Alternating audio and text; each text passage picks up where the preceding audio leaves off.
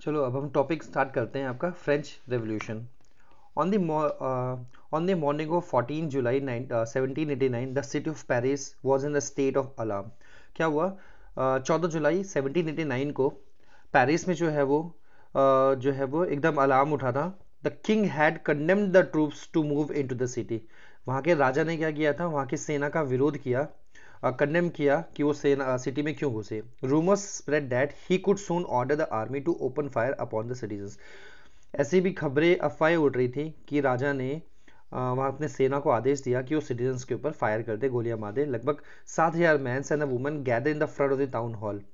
लगभग town hall के सामने लगभग 7,000 मैन और वुमेन जो है वो खड़ी हो गई थी। And decided to form a peoples militia. और उन्होंने डिसाइड किया कि हम मिलिट्री लोगों की आर्मी बनाएंगे। They broke into the number of government buildings in search of arms. हथियारों की तलाश में उन्होंने बहुत सारी बिल्डिंगों को क्या कर दिया? तबाह कर दिया।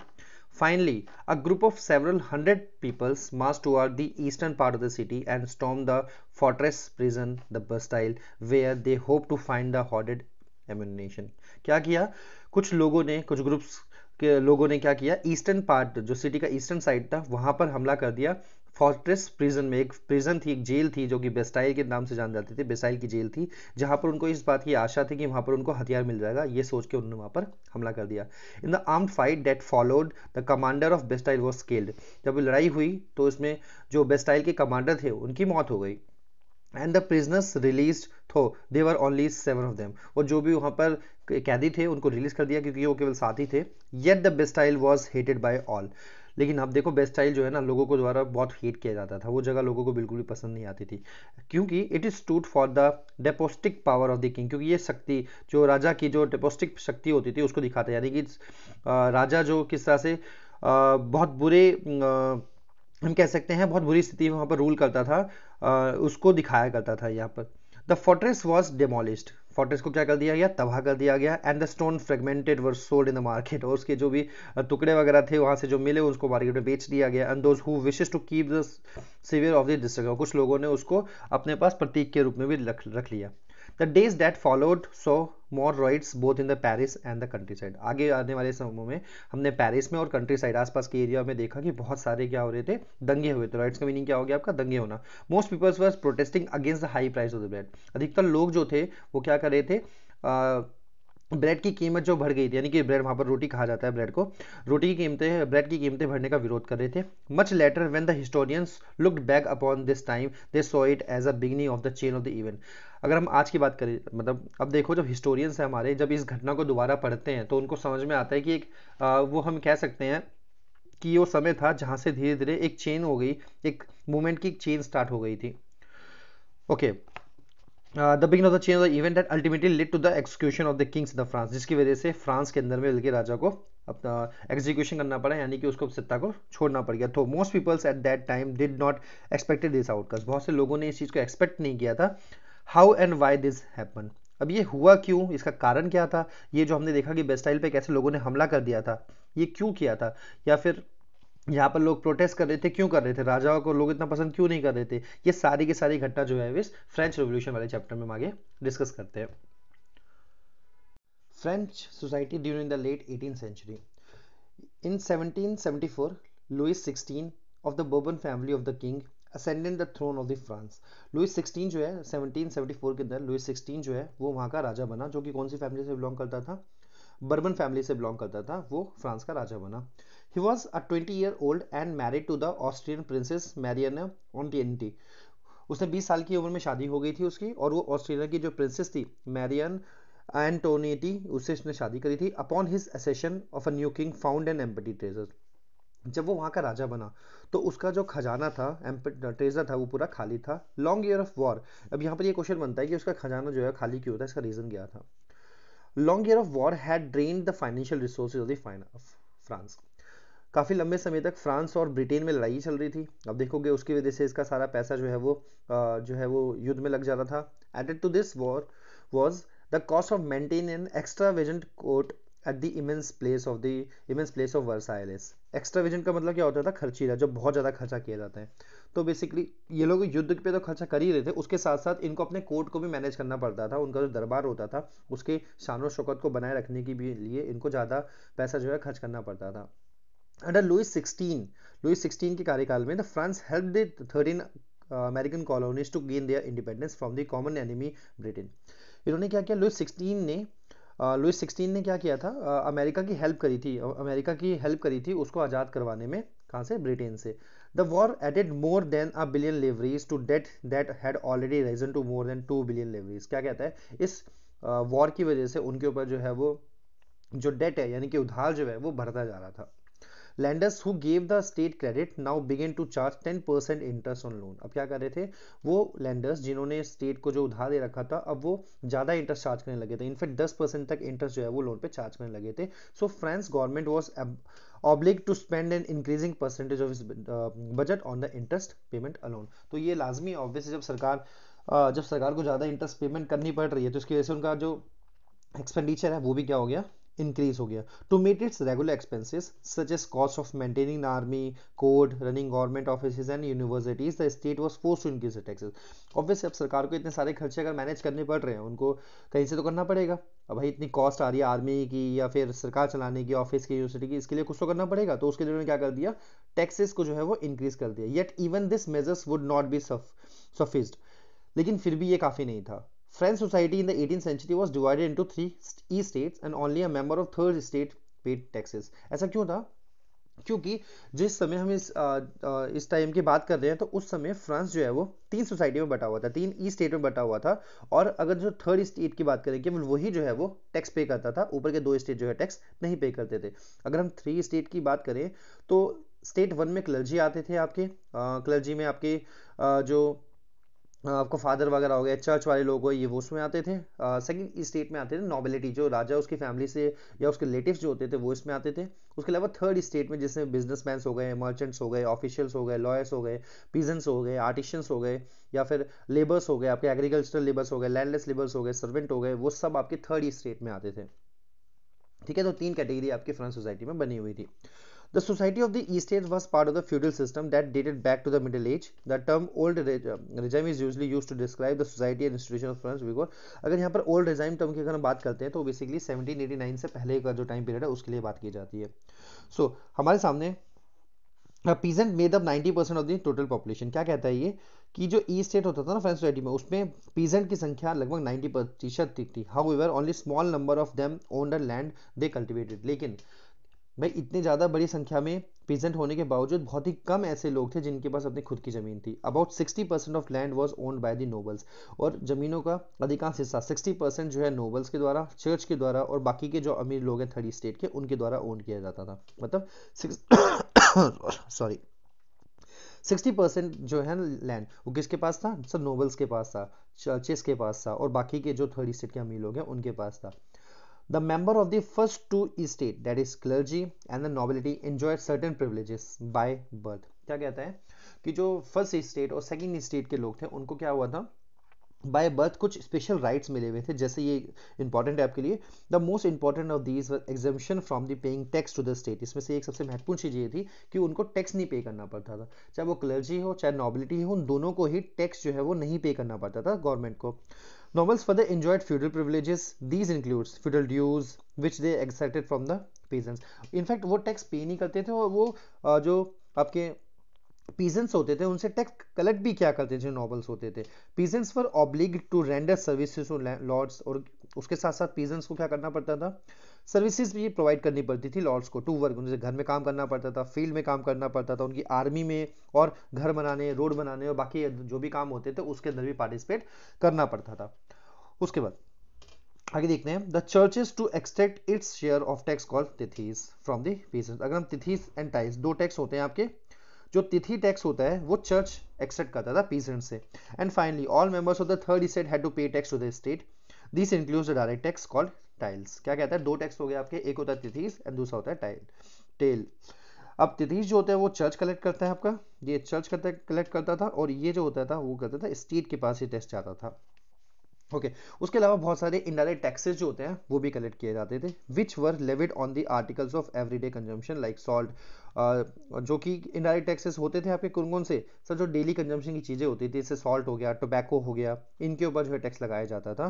The burden of financing activity of the state through the tax was borne by the third state alone. क्या कहता है ये, यहाँ पर ये बोला गया है कि सरकार के या फिर स्टेट के जितने भी खर्चे होते हैं वो अकेले किसके ऊपर उसका सारा बर्डन आता था, वो आता था आपका थर्ड स्टेट वाले के ऊपर आता था। चलो अब अगला टॉपिक हम देखते हैं। अगला टॉपिक है आपका स्ट्रगल टू सर्वाइव। अब स्ट्रगल टू सर्वाइव का मतलब क्या होता था, जीने के लिए जो है बहुत सर्वाइव करना पड़ रहा है। The population of France rose from about 23 million in 1715 to 28 million in 1789। क्या कहता है ये, फ्रांस में फ्रांस की जो जनसंख्या है, जो पॉपुलेशन है, वो 1715 में 23 मिलियन थी, जो कि अगले 28 मिलियन हो गई 1789 के अंदर से। इसका मतलब क्या दिखा रहा है, बहुत तेजी से पॉपुलेशन फ्रांस की जो है वो इंक्रीज हुई है, जिसकी वजह से क्या हुआ, आपका डिमांड जो है फूड ग्रेन्स की वो बहुत तेजी से इंक्रीज हो गई। The production of food grains could not keep the pace with the demand. कहने का मतलब ये है कि पॉपुलेशन तो इंक्रीज कर रही है। देखो पॉपुलेशन हम बात करें पॉपुलेशन की, तो पॉपुलेशन इंक्रीज कर रही है बहुत तेजी से, इसकी वजह से जो डिमांड है फॉर फूड वो भी आपकी इंक्रीज कर रही है। बट प्रोडक्शन जो है ना, प्रोडक्शन क्या आपका, वो स्टिल है आपका, प्रोडक्शन उतना तेजी से नहीं बढ़ रहा है जितनी तेजी से हमारी डिमांड बढ़ रही है। हम क्या कह सकते हैं, पॉपुलेशन बढ़ रही है, पॉपुलेशन बढ़ने के साथ साथ अब ऑब्वियसली जब पॉपुलेशन बढ़ेगी तो डिमांड भी बढ़ेगी खाने के लिए, लोगों को खाना भी ज़्यादा चाहिए होगा। तो जब खाने की डिमांड बढ़ रही थी, बट लेकिन प्रॉब्लम कब आ रही थी, प्रॉब्लम आ रही थी कि प्रोडक्शन जो है वो इतना तेजी से नहीं बढ़ रहा था। हम कह सकते हैं यहाँ पर production of food grains could not keep peace with the demand, मतलब जितनी डिमांड बढ़ रही थी उतना ज़्यादा प्रोडक्शन नहीं हो पा रहा था। So the price of bread which was peoples diet of the majority of the rose rice rose repeatedly. तो हम कह सकते हैं जो ब्रेड की जो कीमतें हैं, जो कि मेन डाइट थी लोगों की, ऑब्वियस है मेजॉरिटी पीपल की, वो बहुत तेजी से बढ़ना शुरू हो गई। तो most workers were employed as a labour in the workshop.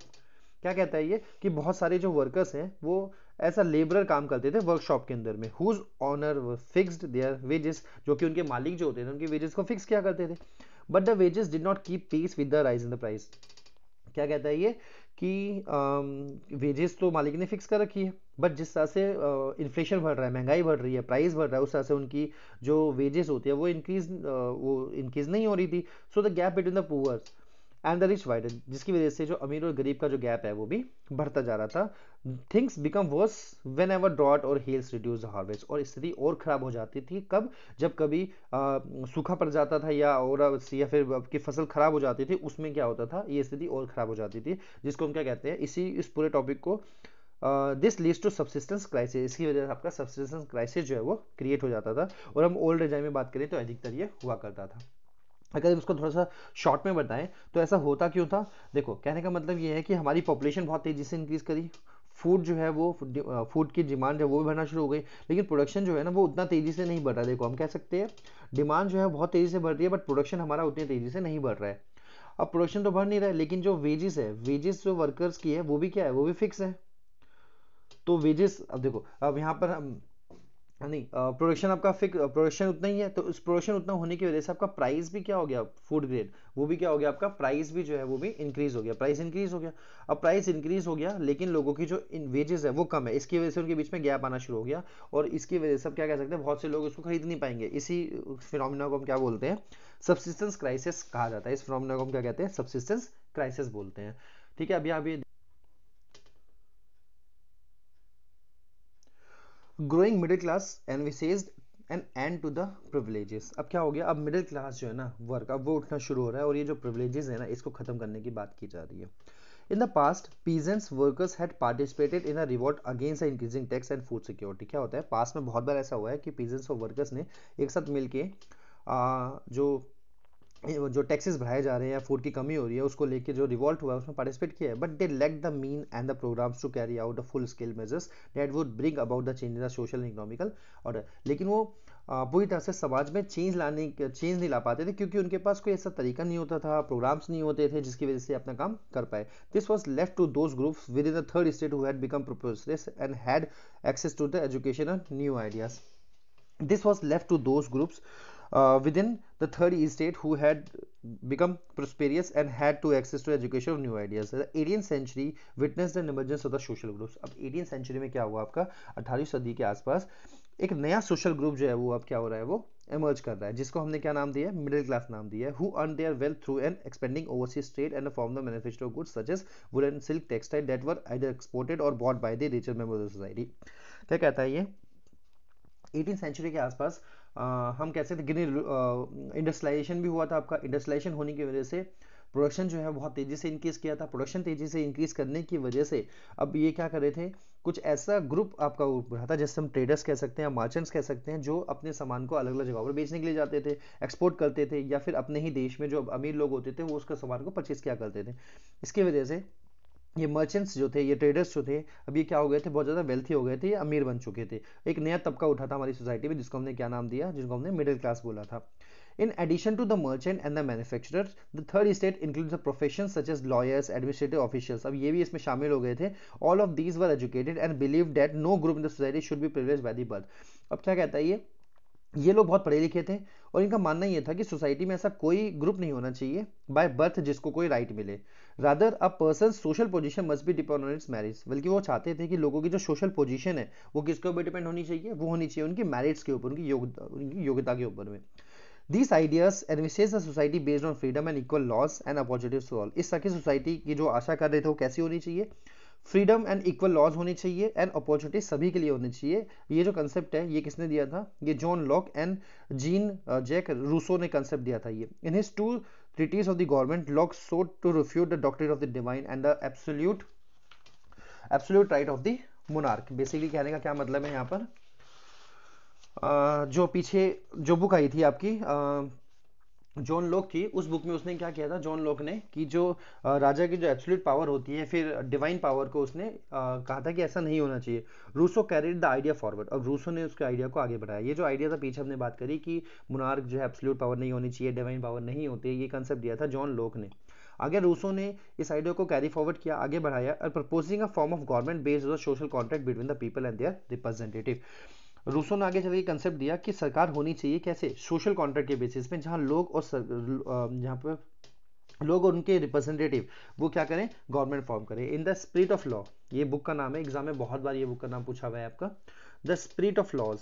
Montesquieu proposed a division of power. इस बुक के अंदर में, ये जो बुक का नाम है यहाँ पर, मॉन्टेस्क्यू ने क्या किया, डिवीजन ऑफ पावर के कंसेप्ट को इंट्रोड्यूस किया between the legislative, executive and judiciary. उन्होंने कहा कि गवर्नमेंट को 3 अलग पार्ट्स में डिवाइड कर देना चाहिए, एक होगा जिसको हम लेजिस्लेटिव कहते हैं, दूसरा एग्जीक्यूटिव एंड तीसरा जुडिशरी। आगे जब हम सिविक्स के जब बुक की रीड करेंगे तो वहाँ पर इसको हम और डीप में देखेंगे कि यह होता क्या है। This model of government was put forth in the US in ये जो मॉडल था आपका, जो ये मॉन्टेस्क्यू ने दिया था, आगे चल के इसी मॉडल को अमेरिका में अपनाया गया जब उसको आज़ादी मिल गई थी ब्रिटेन से। The American constitution and it's guarantee of individual rights was an important example of the political thinkers in the France. हम कह सकते हैं कि जो फ्रांस के जो थिंकर्स थे उनका रिजल्ट, उन्होंने जो भी अपनी चीज़ें बताई उसको ही अमेरिका में लागू किया गया। हम कह सकते हैं कि उस समय का फ्रांस में जो थिंकर्स थे वो कितने इंपॉर्टेंट थे कि जब देश आज़ाद हुआ तो उन्होंने इन थिंकर्स की बातों को सीरियसली लिया और उसको अपने पॉलिटिकल सिस्टम में शामिल कर लिया। आगे देखते हैं। The idea of these philosophers were discussed intensively in the saloons and the coffee houses and spread among the people through the books and the newspapers। क्या कहते हैं, ये बोलता है कि आगे कि ये जो आपके थिंकर्स थे, जैसे हमने बात करी मॉन्टेस्क्यू हो गया, जॉन लॉक हो गए आपके, उसका रूसो हो गए, इन सभी थिंकर्स की जो आइडियोलॉजी थी, ये जिनकी बातें थी, वो लोग डिस्कस करते थे कॉफ़ी हाउसेज में, सैलून्स में, और बुकों में इनको छापा जाता था, न्यूज़पेपर्स में पढ़ा जाता था।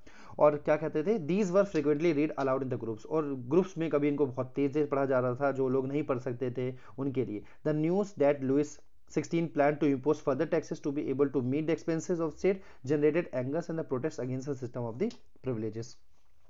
अब उसी समय न्यूज़ फैलना शुरू हो गई थी, खबरें फैलना शुरू हो गई थी, लुइस 16 जो है अब दोबारा से जो है वो टैक्स को बढ़ाने जा रहा है। तो इसकी वजह से क्या हो गया था, दोबारा से गुस्सा जो है लोगों के अंदर फुट पड़ा था। देखो, आउटब्रेक ऑफ द रेवोल्यूशन। अभी हमने पीछे क्या देखा, अभी खबर फैल रही थी कि लुइस 16 जो है वो दोबारा से टैक्सेस को इंक्रीज करने जा रहा है। तो Louis 16 had to increase taxes for the reason for you have learn in the previous section. हमने पिछले सेक्शन में देख लिया है कि ऑब्वियसली उसको टैक्स क्यों बढ़ाना पड़ रहा था। How do you think he could give how do you think he could have gone about doing this? In the France of old regime, the monarch did not have the power to impose tax according to his will alone। पुराना जो old regime system है आपका, वहां पर राजा के पास supreme power नहीं होती थी अपने हिसाब से टैक्स को लगाने की। Rather he had to call a meeting of the estate generals which could then passes his proposal for new taxes. वो क्या करते थे, राजा जो है मीटिंग बुलाता था ई स्टेट जनरल्स की, वहां पर प्रपोजल रखा जाता था, देन जो है वो टैक्स को इंक्रीज किया जाता था। The eastern general was a political body, और जो ईस्टर्न जनरल थी बेसिकली, ईस्टर्न जनरल की अगर हम बात करें तो ये क्या था अपने आप में, एक पॉलिटिकल बॉडी थी, to which the three states and their represent, जिसके अंदर में तीनों स्टेट, चाहे वो क्लर्जी हो, नोबैलिटी हो या फिर थर्ड स्टेट हो, अपने रिप्रेजेंटेटिव को इसमें सेंड किया करते थे, इसमें भेजा करते थे। However the monarch alone could decide when to call a meeting of this body. The last time it was done in 1614. अब राजा के हाथ में, मोनार्क मीन्स राजा, राजा के हाथ में ये होता था कि इस मीटिंग को कब बुलाना है, और लास्ट टाइम इस मीटिंग को 1614 में 1614 में बुलाया गया था। अब on May 5 1789 Louis 16 called together an assembly of estate general to pass a proposal for new taxes. अब उसने क्या किया, 1789 को इस मीटिंग को बुलाया गया कि नया टैक्स पास करने के लिए। The resplendent hall in the Versailles was prepare to host the delegates. ये हॉल है, इसको प्रिपेयर किया गया आपका। The first and second states and the 300 representative each who were seated in the row facing each other two sided while 600 members of the state had to stand at the back. क्या कहता है ये, पहले और दूसरे जो ई state थे वहाँ से लगभग 300 मेंबर आए जिनको बैठने की जगह मिली थी, वो आमने सामने बैठे भी थे, और थर्ड ई स्टेट से 600 लोगों को 600 लोग इसमें शामिल हुए, जो कि क्या थे, उनके इन सभी रिप्रेजेंटेटिव के पीछे खड़े हुए थे। The third state was represented by its more prosperous educated person. और थर्ड स्टेट में अधिकतर वो लोग आए थे जो पढ़े लिखे लोग थे, जो प्रोस्पेरियस लोग थे, वो लोग इसमें ज़्यादा आए थे। The peasants, artisans, womens were denied entry to the assembly. Peasants को, आर्टिशियंस को और महिलाओं को इसमें एंट्री करने की आज़ादी नहीं दी। However their grievances and demanded were listed in some 40,000 letters which were representative had brought with them. लेकिन वो यहाँ पर आ नहीं सकते थे, बट फिर भी क्या किया उन्होंने, 40,000 लेटर्स जो है लिख के अपने रिप्रेजेंटेटिव को भेजे, जो अपने साथ इनके रिप्रेजेंटेटिव लेके आए थे। आगे देखते हैं हम क्या कहते हैं इसमें। Voting in the East State General in the past had been conducted according to the principle that each state had one vote. पहले क्या होता था, हर किसी ईस्ट स्टेट के पास में एक वोट होता था। This time to Louis 16 was determined to continue the same practices, but the member of the third state demanded that the voting now be conducted by the assembly as a whole, where each member would have one vote. पहले क्या होता था कि हर ई state को एक vote दिया जाता था, बट यहाँ पर थर्ड स्टेट के लोगों ने डिमांड करना शुरू कर दिया कि यहाँ पर हम पूरी हर व्यक्ति को एक वोट देने की बात इन्होंने कर दी थी। This was one of the democratic principle put forward by the philosopher like Rousseau in his book the social contract. ये वही प्रिंसिपल था जिसको रूसो ने अपनी बुक में बताया था। When the king rejected this proposal, member of third state walk out the assembly in the protest. और जब राजा ने इस बात को मानने से मना कर दिया तो वहाँ के जो थर्ड स्टेट के लोग थे वो वॉकआउट कर गए, वहाँ से वो बाहर निकल के आ गए, प्रोटेस्ट करने के चलते बाहर आ गए। Okay, the representative of third estate viewed themselves as a spokesman of the whole French nation. जो थर्ड स्टेट के रिप्रेजेंटेटिव थे वो अपने आप को पूरे फ्रेंच नेशन का क्या मानते थे, रिप्रेजेंटेटिव मानते थे, स्पोक्स पर्सन मानते थे। तो on 20 June they assembled in the hall of the indoor tennis court in the ground of Versailles. क्या होता है, 20 जून को ये सभी लोग वर्साइलेस के जो टेनिस कोर्ट है वहाँ पर इकट्ठा हुए। They declare themselves as a national assembly. उन्होंने अपने आप को नेशनल असेंबली डिक्लेयर कर दिया। उन्होंने कसम खाई वो जब तक डिस्पर्स नहीं होंगे, जब तक देश के लिए कॉन्स्टिट्यूशन प्रिपेयर नहीं कर लेंगे, जिसके थ्रू वो मोनार्की पावर को लिमिट कर देंगे। मतलब कहने का मतलब क्या है यहाँ पर, कि जब वो वहाँ से हॉल से निकल गए तो वो लोग टेनिस कोर्ट यार्ड में इकट्ठा हुए। वहाँ पर उन्होंने कसम खाई कि अब हम क्या करेंगे, हम एक नेशनल असेंबली फॉर्म करेंगे, अपने देश के लिए कानून बनाएंगे, उस अपने देश के लिए कॉन्स्टिट्यूशन प्रिपेयर करेंगे, और उस कॉन्स्टिट्यूशन के थ्रू राजा की शक्ति को क्या कर देंगे, सीमित कर देंगे, उसकी पावर को हम लिमिट कर देंगे। They were led by the Mirabeau and the Abbe Sieyes. ये जो व्यक्ति है मिराबियो एंड एबेसियस, इन दोनों ने इस पूरी असेंबली को लीड किया था। Mirabeau was born in a noble family but was convinced of the need to away the society of the feudal privileges. Mirabeau जो है ये एक नोबल फैमिली में जन्मा था, बट इनका मानना ये था कि जो फ्यूडल प्रिविलेजेस मिले हैं उसको सोसाइटी से खत्म कर देना चाहिए। He brought out a journal and delivered the powerful speeches to the crowd assembly at the Versailles। क्या कहता है, वो अपने साथ एक जर्नल लाया था और उसने बहुत ही पावरफुल स्पीच जो है वो असेंबली में, वर्साइलेस की असेंबली में दी। Okay, Abbe Sieyes original priest. Abbe Sieyes कौन था, अपने आप में एक ओरिजिनल प्रिस्ट था।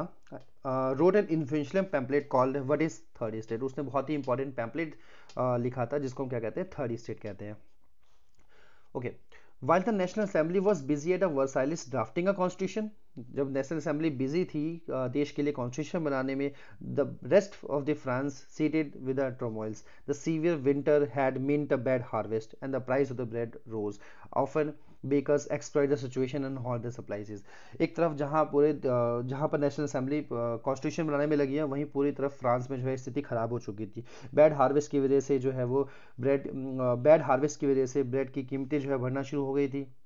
बेकर्स ने स्थिति का फायदा उठाते हुए फायदा उठाया और बहुत सी सप्लाई को क्या कर लिया, होल्ड कर लिया, यानी कि काला बाजारी कर ली। After spending hours in a long queues with that bakery, bakery की दुकान पे लंबी कतारों में खड़े रहने के बावजूद crowd of angry women stormed into the shops. उसके बाद क्या किया, गुस्साई महिलाओं ने क्या कर दिया, शॉप्स के ऊपर आक्रमण कर दिया। At the same time the king order troops to move into Paris, और इसी सेम समय पर किंग ने आदेश दे दिया सेना को कि आप पेरिस में घुस जाओ। On 14 July agitated crowd storm and destroyed the Bastille, और फिर ऑन 14 जुलाई को गुस्सेल भीड़ ने क्या किया, बस्टाइल को तबाह कर दिया। In the countryside rumour spread from the village to village, और आसपास के गाँव में, आसपास के सिटी साइड में ये खबरें फैलती जा रही थी that a lord of Manor had hired the bands of the brigands who were on their way to destroy the troops. The caught in the fringe of fears, peasants in the several districts seized hoes and pitchforks and attacked the chotters. They looted the hoarders' grain and burned down the document containing the records in the monetary dues. Basically क्या कहता है यहाँ पर, okay okay, in the country side जो है rumour फैल रही थी गांव गांव में कि जो लॉर्ड ऑफ मैनोर्स है, मैनोर का मतलब क्या हो गया, जो बड़े बड़े कैसल्स होते हैं आपके, जो मैंशंस होते हैं जिसमें बड़े बड़े रईस लोग रहते हैं, उनको क्या कहा जाता था, मैनोर्स, उनके घर को मैनोर्स कहा जाता था।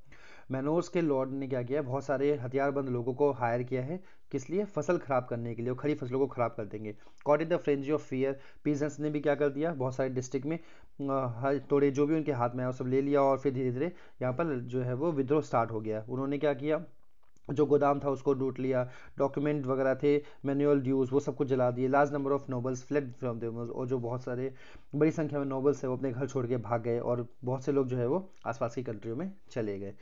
Faced with the power of this revolt subjected, Louis XVI finally accorded recognition to the National Assembly and accepted the principle that his power would from now be checked by the Constitution.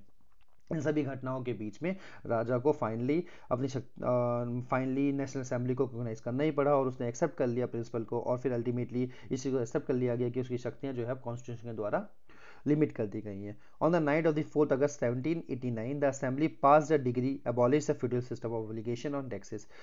4 अगस्त 1789 को assembly ने bill pass कर दिया कि जो feudal system था आपका उसको खत्म कर दिया गया है। Members of the clergy too are force to give up their privileges, और जो क्लर्जी वर्ग था उसको भी क्या किया गया, उसको भी फोर्स किया गया कि उनको भी अपने अब जो प्रिविलेजेस थे, विशेषाधिकार थे, उनको खत्म करने के लिए बोला गया। तिथीज वर एबॉलिश, तिथीज को भी खत्म कर दिया गया, यानी कि जो टैक्स जो है वो चर्च कलेक्ट करता था उसको खत्म कर दिया गया। And land on by the church was confiscated, और जो चर्च के पास जमीनें थी उनको कब्जा कर लिया गया। As the resulted government acquired asset worth at least 2 billion leverage, और ऐसा करके सरकार ने लगभग 2 बिलियन लेवरेज जो है वो कलेक्ट कर लिए। France become a constitutional monarchy. अच्छा, कॉन्स्टिट्यूशनल मोनार्की का मीनिंग क्या होता है, जहां पर कॉन्स्टिट्यूशन भी होगा और राजा भी होगा, बट राजा की शक्तियां जो होती है वो कन्फाइंड हो जाती है कॉन्स्टिट्यूशन के through. The national assembly completed draft of the constitution in 1791। 1791 में नेशनल असेंबली ने जो है ड्राफ्ट जो है कॉन्स्टिट्यूशन का उसको प्रिपेयर कर लिया, जिसका मेन ऑब्जेक्टिव क्या था, to limit the power of the monarch की शक्तियों को सीमित करना। These powers instead of being concentrated in the hand of the one person were now separated and assigned to different institutions, legislature, executive and judiciary। अब क्या किया गया, तीनों अब इन शक्तियों को मतलब क्या कहता है इस कॉन्स्टिट्यूशन में कि पावर को एक व्यक्ति के हाथ में कंसंट्रेट ना करके इसको अलग तीन इंस्टीट्यूशन में डिवाइड कर दिया गया, जिसको लेजिस्लेचर, एग्जीक्यूटिव और जुडिशरी कहते हैं। This made France a constitutional monarchy, जैसे कि इस फोटो में दिखाया गया आपका judiciary, executive and legislature. Okay, The Constitution of 1791 vested the power to make law in the National Assembly। अब कॉन्स्टिट्यूशन ने क्या किया, पावर किसको दी, नेशनल असेंबली को शक्ति दी कि वो कानून बना सकता है, विच वॉज इनडायरेक्टली इलेक्टेड, जो कि नेशनल असेंबली क्या थी, इनडायरेक्टली इलेक्टेड है। इनडायरेक्टली का मतलब क्या होता है, यहाँ पर लोग डायरेक्टली नहीं चुनते हैं, बल्कि लोगों के द्वारा एक ग्रुप चुना जाता है, फिर वो ग्रुप जो होता है वो इन नेशनल असेंबली के रिप्रेजेंटेटिव को चुनता है। That is the citizens voted for a group of electors. पहले क्या होते हैं, लोग जो है एक ग्रुप को वोट करते हैं, who in turn choose the assembly, और फिर वो ग्रुप जो है वो आगे चल के असेंबली को चुनता है। Not all citizens however had the right to vote, और लेकिन सभी के सभी जो सिटीजन्स हैं उनको वोट देने का अधिकार नहीं होता है। केवल only man above 25 years of age who paid taxes equal to at least 3 days of the labours wages, जो अपनी कमाई का 3 दिन का जो है वो टैक्स के रूप में पे कर देता है और एटलीस्ट उसकी एज 25 साल होनी चाहिए, were given the active citizens, उनको क्या बोला गया, एक्टिव सिटीजन बोल दिया गया, that is they were entitled to vote. The remaining men and women were classed as passive citizens. To qualify the electoral, then a member of the assembly, a man had to belong to the highest bracket of the taxpayer. अगर उसको क्या करना है, अगर उसको active citizen बनना होगा तो उसको क्या करना पड़ेगा, टैक्स पेयर के हाईएस्ट ब्रैकेट में आना पड़ेगा, तभी वो एक्टिव सिटीजन भी बन सकता है। तो हम कह सकते हैं कि जो नेशनल असेंबली थी वो इनडायरेक्टली चुनी हुई होती थी। इनडायरेक्टली चुनी होने का मतलब क्या हो गया कि पहले लोग जो हैं वो एक ग्रुप को चुनेंगे।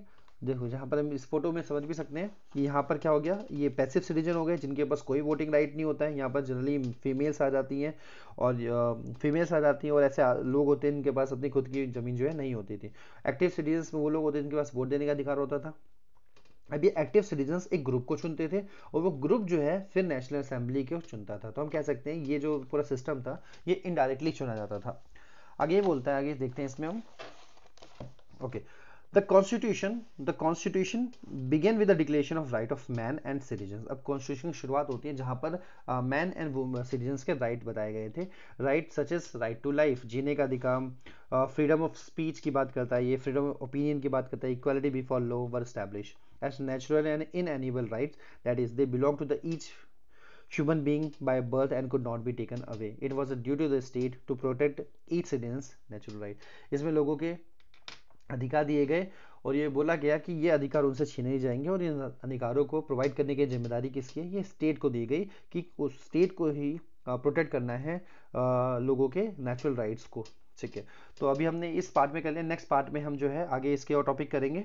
ठीक है, थैंक यू।